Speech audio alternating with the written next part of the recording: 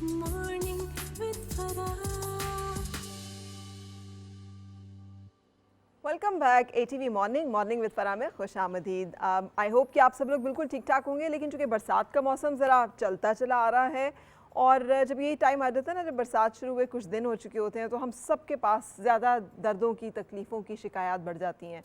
जिन लोगों को घुटनों में दर्द रहता है वो भी कहना शुरू हो जाते हैं घुटने में दर्द दोबारा होना शुरू हो गया है, नहीं भी दर्द होता जहाँ पे वहाँ पर भी शुरू हो जाता है। तो आज हम इसी हवाले से बात करेंगे डॉक्टर अलीम से, जो कि फ़िज़ियोथेरेपिस्ट हैं, और इनसे जानेंगे कि इनकी वजूहात क्या होती हैं। ख़ास तौर पे कंधे का दर्द, जिसे शोल्डर फ्रोज़न शोल्डर भी कहते हैं, इस दर्द तक क्यों नौबत आती है और इसका क्या इलाज है। अस्सलाम वालेकुम। जी वालेकुम। कैसे हैं डॉक्टर साहब? अल्लाह का शुक्र, बेहतरीन। अच्छा, मैं आपके पास भी क्या वाकई मरीज़ों की तादाद बढ़ जाती है, या हमें ही अपने इर्द गिर्द सुनने को ज़्यादा मिल रहा होता है कि हाई टांगों में दर्द हो रही है, घुटनों में दर्द हो रही है? नहीं, बिल्कुल, ये दो मौसम ऐसे हैं, एक तो सर्दियों का जी, और एक ये बरसात का, सावन का मौसम जो होता है।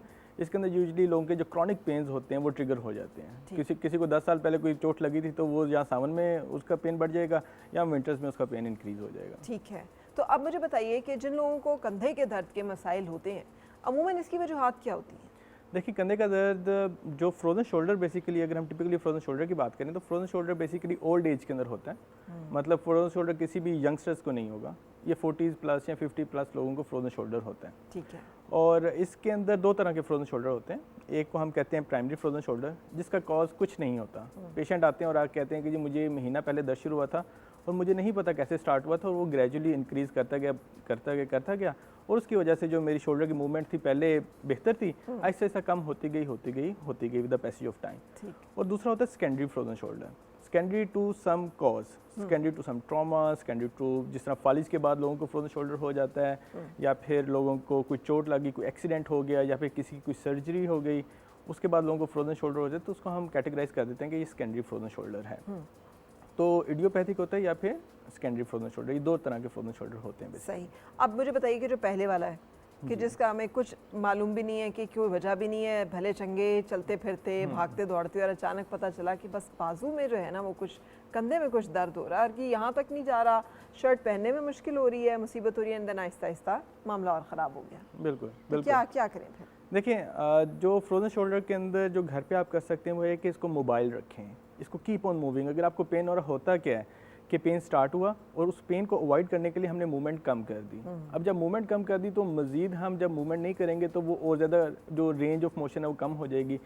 तो जो शोल्डर की जॉइंट है वो ऐसे ऐसा कम मोबाइल होता जाएगा और जो फ्रोजन शोल्डर है वो बढ़ता रहेगा। तो अगर आपको लग रहा है कि पेन की वजह से पेन स्टार्ट हो गया तो आप उसकी मोबिलिटी बरकरार रखें, आप उसको कीप ऑन मूविंग, फ्रंट पे उठाएं, साइड से उठाएं, उसकी जितनी मूवमेंट्स हैं उनको आप करते रहें। तो ताकि दर्द हो रही होती है इतनी शदीद, तो फिर लेकिन क्या अगर करें? आप उसको उस पेन को अवॉइड करने के लिए आप मूवमेंट भी रोक देंगे तो वो मज़ीद बिगड़ जाएगा और वो क्रॉनिक फ्रोजन शोल्डर बन जाएगा, और वो फिर आपके लिए भी ज़्यादा, मतलब फॉर इंस्टेंस पहले पेशेंट का हाथ बिल्कुल ऊपर उठा होता है, फिर ऐसे ऐसा कम कम कम और उसकी रेंज ऐसे ऐसा मज़ीद कम होती जाती है। ठीक है। लेकिन उसको अगर आप जहाँ तक पेन फ्री आप कर सकते हैं वहाँ तक कम से कम उसको मोबाइल रखें, ताकि वो जो रेंज है जो अभी आप अचीव कर पा रहे हैं वो आपकी मेंटेन रहे। सही, ठीक है। सो एक तो ये हो गया कि मूवमेंट करते रहें। Yes. अब मूवमेंट क्या करें, और क्या ये सेकेंडरी जो आपका फ्रोजन शोल्डर है उस पर भी यही बातें अप्लाई होंगी? जो ट्रीटमेंट है वो दोनों पे सेम अप्लाई होता है। Right, मतलब ठीक है। इसके अंदर फिजियोथेरेपी के अंदर तो हम इसके लिए कुछ मोबिलाइजेशंस कराते हैं, क्योंकि होता है इसमें ये है कि आपका जो शोल्डर का जॉइंट है उसके अंदर एक कैप्सूल होता है, एक झिल्ली सी होती है, वो इन्फ्लेम्ड हो जाती है, उसकी सोजिश हो जाती है। अब जब वो इन्फ्लेम्ड हो जाती है तो उसके अंदर एडीजन्स बन जाती हैं, मतलब वो जॉइंट को चिपक जाता है, और वो जो एडीजन्स फॉर्मेशन होती है उसकी वजह से बेसिकली हमारी जो रेंज ऑफ मोशन है वो कम हो रही होती है। और कोई वजूहत नहीं हो सकती इसकी कि झिल्ली में सोजिश है वो खुद ब खुद देखें, यूजली जो डायबिटिक्स होते हैं, डायबिटिक पीपल होते हैं, जिनको शुगर होती है, उसके अंदर ये ज़्यादा कॉमन होता है। अक्सर हमने देखा है कि तकरीबन 60 to 70% वो हमारे पास पेशेंट्स आते हैं जिनको डायबिटीज़ होता है, स्पेशली जिनका डायबिटीज़ कंट्रोल नहीं होता, सही, जो अपने एहतियात नहीं कर रहे होते, उनके अंदर फ्रोजन शोल्डर के चांसेस भी ज़्यादा होते हैं, उनके अंदर रिकवरी भी स्लो होती है। ठीक है। बाकी इसकी जो इडियोपैथिक है, जो प्राइमरी फ्रोजन शोल्डर है, उसकी कोई कॉज एज सच नहीं होती, वो बस खुद ही डेवलप हो जाता है। और ट्रीटमेंट प्लान के अंदर हम दोनों के अंदर, फिजियोथेरेपी के अंदर भी हम इसको मोबिलाइज करते हैं, आहिस्ता आहिस्ता एडिशंस को ब्रेक करते हैं, और घर के लिए जो एक्सरसाइज है वो बहुत इंपॉर्टेंट है। ठीक है, मैं चाहूँगी उसके बारे में भी बात करें, लेकिन पहले जो आप फिजियोथेरेपी में ट्रीटमेंट प्लान्स देते हैं वो क्या क्या होते हैं, और कितना ज़रूरी होता है कि पेशेंट आपके पास आए और कब आए, कब तक आ जाए? बाज़ औक़ात तो लोग इंतज़ार करते रहते हैं, सेक करने से ठीक हो जाएगा, वो आपकी वाली थोड़ी थोड़ी एक्सरसाइज करने से ठीक हो जाएगा, शायद कुछ दिनों में ठीक हो जाएगा, शायद पेन किलर लेते रहने से ठीक हो जाएगा। सो इन तमाम चीज़ों के बारे में बताइए कि कितना ज़रूरी है कि आप तक आया जाए और इसका प्रॉपर इलाज करवाया जाए। देखिए, जो फ्रोजन शोल्डर है वो बेसिकली एक नहायत तकलीफ दे एक डिज़ीज़ है। अब इसके अंदर पेशेंट को पेन बहुत ज़्यादा होता है, लेकिन ये कई केसेस के अंदर 2 से 3 साल में खुद ब खुद ही रिकवर भी हो जाता है। लेकिन वो इतना लॉन्ग ड्यूरेशन और इतना पेनफुल होता है ये 2-3 साल गुजारना, तो उससे बेहतर है कि आप इसकी फिजियोथेरेपी जितनी अर्लीस्ट पॉसिबल है वो करवा लें। अगर आप जल्दी स्टार्ट करेंगे तो आपकी रेंज ऑफ मोशन इतनी कम नहीं हुई होगी, मतलब आप अच्छा खासा बाजू उठा रहे होंगे, तो हमें भी आसानी होगी उसको ट्रीट करते हुए और आपके लिए भी वो लेस पेनफुल होगा और आप जल्दी रिकवर कर जाएंगे। सही। आप जितना उसको प्रोलॉन्ग करेंगे उसके ड्यूरेशन को खैर है बर्दाश्त कर करके तो वो उतना ही क्रॉनिक होता जाता है और वो जो रेंज ऑफ मोशन है उतनी ही कम हो जाती है और वो हमारे लिए भी फिर चैलेंजिंग हो जाता है कि उसको फिर 100% उसकी दोबारा रेंज ऑफ मोशन को रिस्टोर करना, और पेशेंट के लिए भी वो एक तकलीफ देने वाला होता है उसके अंदर लीजन्स ब्रेक करना और फिर एंड रेंज पे जाके थोड़ा बहुत उसको मोबिलाइज अब ये लीजन्स ब्रेक्स आप किन चीज़ों की मदद से करते हैं क्लिनिक में? देखें, उसके लिए हम एक तो मशीन्स यूज़ करते हैं, जिस तरह हम अल्ट्रासोनिक थेरेपी है वो यूज़ करते हैं। इसके अलावा फिर हम उसके अंदर डिफरेंट टाइप्स के इलेक्ट्रिकल स्टिमुलेशंस होती हैं, टेंस इंटरफेरेंशियल थेरेपी, वो हम अप्लाई करते हैं। उसके अलावा हम हीटिंग थेरेपी देते हैं जिससे मसल रिलैक्स हो जाते हैं। उसके बाद जो मेन काम होता है वो मैनुअल मोबिलाइजेशंस का है। मोबिलाइजेशन से बेसिकली हम एडिशंस को ग्रेजुअली मैनुअली ब्रेक करते हैं। वो एक स्पेसिफिक टाइप की टेक्निक्स होते हैं जिसके साथ हम आहिस्ता आहिस्ता करके जॉइंट को मोबिलाइज करते हैं, उससे ब्लड सर्कुलेशन भी बेहतर होती है जॉइंट के अंदर और एडिशंस भी ब्रेक होती हैं। उसके बाद फिर हम व्हील एक्सरसाइजेज, पुली एक्सरसाइज, कुछ जिम की एक्सरसाइज होती हैं वो परफॉर्म की जाती हैं और फिर पेशेंट को होम एक्सरसाइज प्रोग्राम गाइड किया जाता है। ठीक है, ये एक्सरसाइजेज जो हम स्क्रीन पे आपको साथ साथ दिखा भी रहे होंगे और दिखाएंगे भी, ताकि आप ये देख सकें कि ये जिम में वो कौन सी एक्सरसाइज है और ये पुली एक्सरसाइज जैसे आपको कह रहे हैं वो क्या होगी? देखें, पुली 2-3 तरह की होती है। एक सिंपल जो पुली होती है वो ऊपर एक सिंपल सा व्हील होता है और 2 आपके हाथों में आप 2 हैंडल्स पकड़ लेते हैं और जो आपका अफेक्टेड शोल्डर होता है आप इसको नीचे की तरफ पुश करते हैं तो वो वाला आपका शोल्डर ऊपर की तरफ जाता है। सो बेसिकली इसके अंदर जितनी भी मूवमेंट्स होती हैं वो रिस्ट्रिक्ट हो जाती हैं। आपकी फ्रंट की मूवमेंट, आपकी साइड की मूवमेंट, आपका बाजू पीछे कमर के पीछे नहीं जाता, आपका बाजू बैक साइड पर नहीं जाता। तो यूजली पेशेंट जो कंप्लेन करते हैं वो ये करते हैं कि मुझे शॉवर लेते हुए मसला आ रहा है, मुझे कपड़े चेंज करते हुए मसला आ रहा है और over head activities, yes, drive करते हुए जब क्रॉनिक हो जाता है, जब आपकी मूवमेंट बिल्कुल कम हो तो ड्राइव करते हुए डेली टास्क जो करना था वो भी मुश्किल हो जाते हैं। तो इसके अंदर जो एक्सरसाइजेज जो हम घर के लिए भी गाइड कर रहे होते हैं वो वही एक्सरसाइज होते हैं जिसके अंदर हम इसकी रेंज ऑफ मोशन को मैक्सिमम अच्छा, अब जैसे आप पुली कह रहे हैं इस सॉर्ट ऑफ असिस्टेड एक एक्सरसाइज है कि यस, इससे आप दूसरे हाथ की हेल्प से आपका ये वाला हाथ ऊपर जा रहा है, मतलब अगर आप यहाँ तक जा रहे हैं तो आप दूसरे हाथ से नीचे पुश करेंगे तो आप उसको मजीद ऊपर लेकर जा। लेकिन अगर पुली नहीं है घर पे तो क्या घर में कोई मौजूद शख्स जो है वो भी असिस्टेड ये मूवमेंट जो है ये करवा सकता है? बिल्कुल। देखिए, हमारा जो एम है वो क्या है, वो ये है कि हमने जो मूवमेंट पेशेंट, अब इसके साथ एक और जो चीज़ फेस कर रहे होते हैं कि जब क्रॉनिक हो जाता है, फॉर एग्जाम्पल 2-3 महीने पेशेंट ने बाजू को नहीं उठाया क्योंकि पेन हो रहा है उसको, उसकी वजह से जब 2-3 महीने वो मसल वर्क नहीं करेंगे तो वो वीक भी हो जाएंगे। मतलब इसमें ये भी अक्सर हम देखते हैं कि पेशेंट से कहते हैं उठाए तो वो इतना लिफ्ट कर सकता है, जब हम उसको लिफ्ट करते हैं तो वो मजीद 30-40 डिग्री मजीद ऊपर चला जाता है। ये जो मूवमेंट जो नहीं आ रही वो इस वजह से नहीं आ रही कि पेशेंट ने मसल को यूज़ नहीं किया और उसकी डिसयूज एट्रोफी हो जाती है, वो ना यूज़ करने की वजह से मसल वीक हो जाता है। और वो जो वीकनेस होती है उसको जो पेशेंट होता है अगर उसको अवेयरनेस हो कि मुझे फ्रोजन शोल्डर हो रहा है और मैंने पेन फ्री रेंजेस के अंदर मैंने इसको अपने शोल्डर को मोबाइल रखना है, अगर वो बेसिक से एक्सरसाइज करते रहे तो ये जो वीकनेस होती है इसको कंपनसेट कर सकते हैं। अच्छा, आप हो रहा है कि टर्म आपने यूज़ की है, ये कोई ग्रेजुअल ऑनसेट भी होता है कि पहले हल्का हल्का होना शुरू हुआ और फिर आहिस्ता आहिस्ता बढ़ता गया, या एकदम से आपको एक दिन पता चलेगा कि वो आपका तो बाजू नहीं हिल रहा? नहीं, जो फ्रोजन शोल्डर है वो हमेशा ग्रेजुअल ऑनसेट के साथ होता है। ठीक है, वो ऐसा नहीं है कि आपने अचानक आपको आज आपका बाजू बिल्कुल ही हिलना बंद हो गया। ठीक है, तो उसके अंदर ग्रेजुअली होगा। पेशेंट कहेगा पहले मेरा बाजू ऊपर पेन होती थी और फिर ऐसे ऐसा बढ़ता गया और उनको 1-2 महीने के बाद समझ लगती है यार ये तो रेंज भी काफ़ी कम हो चुकी है, ठीक है, और अब तो मैं लेके भी नहीं जा पा रहा। तो इसका मतलब है कि छोटे सा जब मसला हो तो उसको पकड़ लें, उसको इग्नोर ना करते रहें, उसको ये ना समझते रहें कि बस आज ठीक हो जाएगा। जितनी जल्दी आप उसको डायग्नोज कर लेंगे और आपको समझ लग जाएगी कि मेरे साथ ये मसला है और आप उसकी एक्सरसाइज स्टार्ट कर दें या फिर अपने किसी भी करीबी डॉक्टर को जाके मिलें और वो आपको एक्सरसाइज गाइड करें, इसकी प्रॉपर फिजियोथेरेपी स्टार्ट करवाएं, उतना ही बेहतर है और उतनी ही जल्दी रिकवर भी हो जाएगा और आपके लिए भी लेस पेनफुल होगा। ठीक है। अच्छा, बाज़ औक़ात कुछ इंजरीज भी, जैसे आपने कहा सेकेंडरी ट्रामा, जिम में बाज़ औक़ात बच्चे आजकल कुछ ज़्यादा वज़न उठा लेते हैं या गलत एंगल पे कुछ चीज़ें लिफ्ट कर ली, ख़वातीन घर में काम करते हुए, तो भी अमूमन ये मसला जो देखा जा रहा है और यूजुअली वो 50 साल से कम भी हो सकते हैं। तो उस सूरत में भी जो इस तरह से मसला हो उसको ऐसे ही लेना चाहिए जैसे कि हम पहले गाइड करें, या कुछ चेंज थोड़ा बहुत चेंज हो जाएगा Right. क्योंकि जब हमारे पास स्पोर्ट्स इंजरीज आती हैं उसके अंदर जो हम मसल टियर कर बैठते हैं अपना, हाँ। किसी भी गलत एंगल पे कोई वेट उठा लिया या फिर कोई भी जर्क लग गया किसी भी वजह से, तो उसके अंदर बेसिकली हमारे शोल्डर के जो अराउंड मसल्स होते हैं वो टियर होते हैं, जिसकी वजह से वहाँ पे इन्फ्लेमेशन स्टार्ट हो जाती है। उसके ट्रीटमेंट के अंदर हम जो होता है घर पे राइस प्रोटोकॉल हम यूजुअली अप्लाई करते हैं कि उसको सबसे पहले तो आइसिंग की जाए अगर इस तरह की कोई इंजरी हो गई है जिसके अंदर आपकी इन्फ्लेमेशन स्टार्ट हो गई है मसल्स के अंदर, जिसके अंदर आपका बाजू ऊपर नहीं उठ रहा, वो यूजुअली रोटेटर कफ टियर के अंदर, और उस तरह वो उसको हम डायग्नोज करते हैं। और उसके लिए आइस प्रोटोकॉल सबसे पहले स्टार्ट करें, 5 to 7 मिनट्स आइस पैक लेके किसी भी फार्मेसी से मिल जाता है वो लेके अप्लाई करें। अप्लाई करने का मतलब है कि पीछे, ऊपर, सामने, जहाँ पे पेन फील हो रहा है वहाँ पे, जहाँ पे कहीं पे आपको स्वेलिंग लग रही है कि यहाँ पे स्वेलिंग हो गई या रेडनेस है, तो वहाँ पे आप आइस पैक को पहले फ्रीज कर लें, उसको फिर टॉवल में रैप करके उस जगह पे 5 से 7 मिनट रख दें। ठीक, ज़्यादा नहीं रखना, 7 मिनट्स मैक्सिमम। उसके बाद आप उसको उठा लें और ये आप हर 2-3 घंटे बाद, इनिशियली हर 2-3 घंटे बाद करें, और उससे आपकी इन्फ्लेमेशन भी सबसाइड हो जाएगी और जो पेन है वो भी काफ़ी हद तक मैनेज हो जाता है। ठीक है। ये वो चीज़ है जो आप घर पे शुरू डे 1 से आप स्टार्ट कर सकते हैं। जी बिल्कुल सही। अब वो एक्सरसाइजेज कौन सी हैं जो घर पे हम खुद करें या असिस्टेड कोई किसी की मदद से, वो अगर हमें नहीं भी हो पा रही तो हम कोशिश करें कि हम वो एक्सरसाइजेज लाजमी करें ताकि हमारा कंधा चलता रहे, बिल्कुल। देखिए, जोरे बाजू रहे हमारा।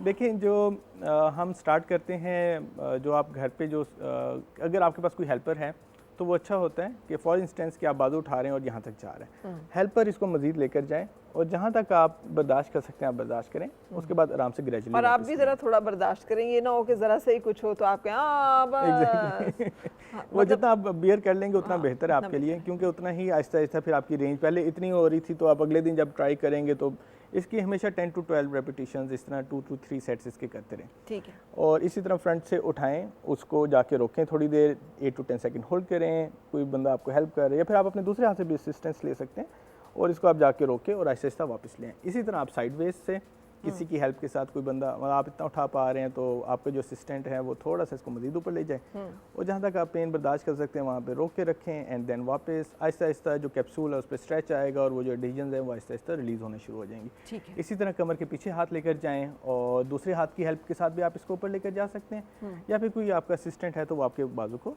ऊपर की तरफ उठाएँ, तो इससे आपकी ये जो बाजू की बैक साइड वाली मूवमेंट है ये बेहतर होना शुरू हो जाएगी। सही। इसके अलावा अगर आपके पास घर में असिस्टेंट नहीं है तो आप कोई भी स्टिक ले सकते हैं और उस स्टिक हमने की एक हेल्प स्टिक रखी है वैसे, और हमने एक कॉमन से स्टिक रखी है, आपकी साइड पे शायद रखी गई होगी जी, ये छतरी की ठीक है। सूरत में, हाँ। आप इस तरह की कोई भी स्टिक ले सकते हैं, आप छतरी ले सकते हैं, आपके पास घर में कोई भी स्टिक है आप वो ले सकते हैं, और आप इसकी हेल्प से मैं परफॉर्म करके आपको बता देता हूँ। आप देखें, आपने इसको स्टिक को इस तरह पकड़ लेना है, उसके बाद आपने इसको स्ट्रेट ऊपर उठाएं, जितना ऊपर उठता है आप दूसरे हाथ की हेल्प से इसको मज़ीद पुश करें, और इसको पुश करने के बाद आप आहिस्ता आहिस्ता इसको नीचे ले आएँ, और इसको आप इस तरह करके 10 सेकंड के लिए आप इसको होल्ड करें और उसके बाद आप इसको नीचे ले आएँ।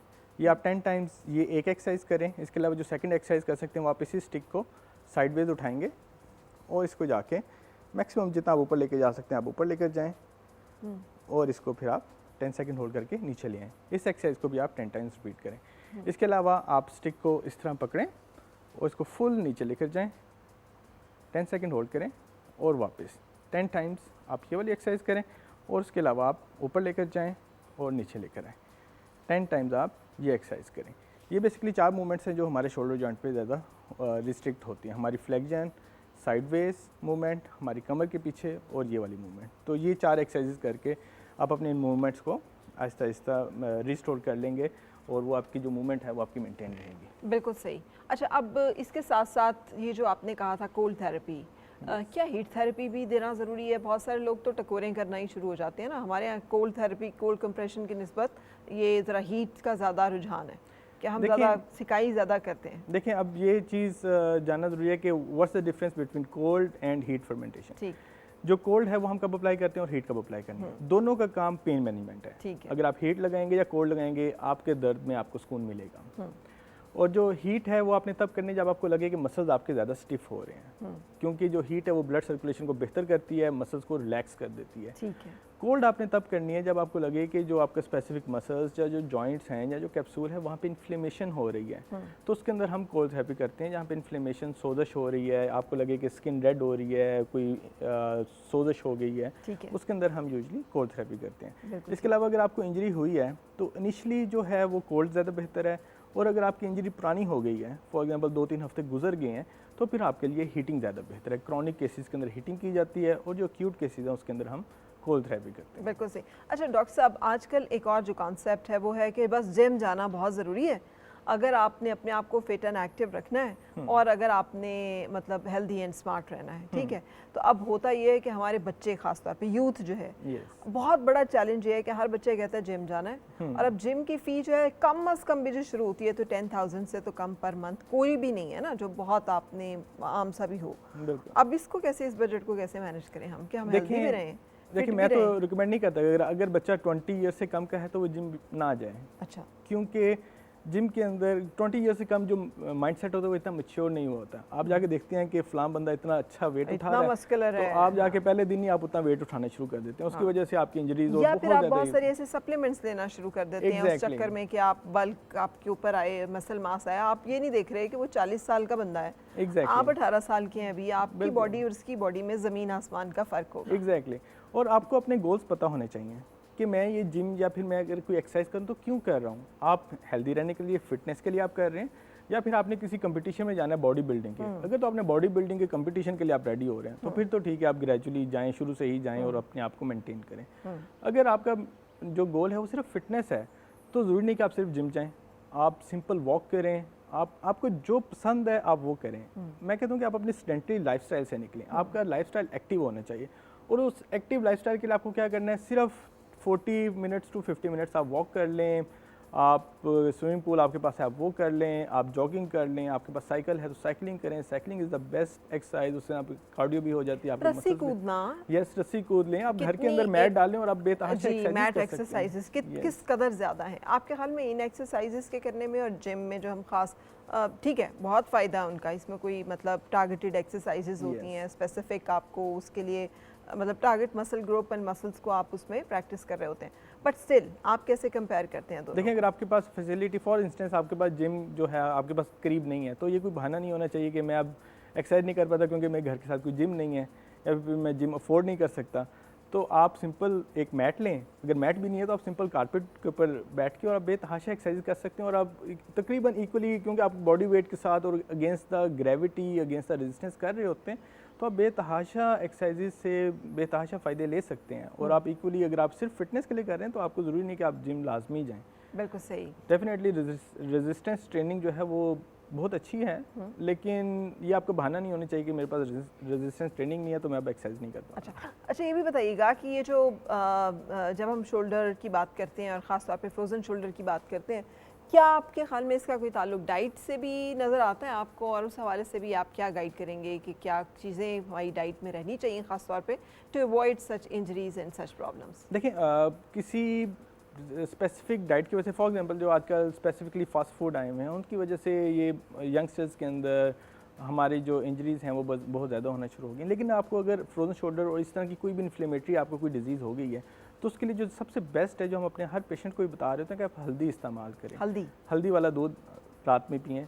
हल्दी is the best anti inflammatory, antibiotic, और इसकी वजह से आपकी जो बॉडी के अंदर जो सेल्फ हीलिंग है वो एनहेंस हो जाती है। लेकिन ना पहले ज़माने में किसी को कहीं पे भी चोट लग गई, हल्दी अप्लाई कर ली, हल्दी वाला दूध पी लिया, तो वो बॉडी की सेल्फ हीलिंग के साथ ही प्ले कर रहे होते थे। तो अगर अभी अगर हम हल्दी पिएँ तो उससे rather than taking the Brufen या फिर कोई आप एंटी इन्फ्लेमेटरी कोई भी मेडिसिन लें, अगर आप हल्दी वाला दूध डेली रूटीन में पीना शुरू करेंगे तो उससे आपकी बॉडी के अंदर जो भी इन्फ्लेमेशंस हैं, जो भी आपकी बॉडी के अंदर तोड़ फोड़ हो रही है, वो आपकी हीलिंग की तरफ जाना शुरू हो जाती है। बिल्कुल सही, थैंक यू सो मच। और देखिए ये गोल्डन मिल्क हमने भी आपको कई दफ़ा बताया, आजकल तो दुनिया इसे गोल्डन मिल्क के नाम से जानती है। सो अगर आप हल्दी वाला दूध जो है वो इस्तेमाल करते हैं और एक्सरसाइजेस कर रहे हैं, ये उस वक्त भी मौसर है ना जब आपने एक्सरसाइज की और पूरा जिस्म आपका जो है वो कड़ाव में या दुखन में आ जाता है। क्योंकि जब भी एक्सरसाइज कर रहे होते हैं तो आपकी बॉडी में वेयर एंड टियर हो रहे होते हैं मसल्स के अंदर, तो उसके लिए भी ये बहुत हेल्पफुल है। तो आप इसको कितना फ्रीक्वेंटली लेना चाहिए?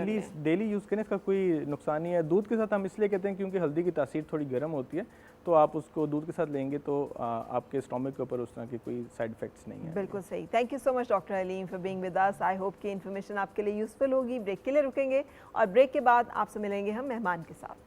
आओ फिर से मुस्कुराए और मिलके गुनगुनाए हैं गुमशुदा जो खुशियाँ।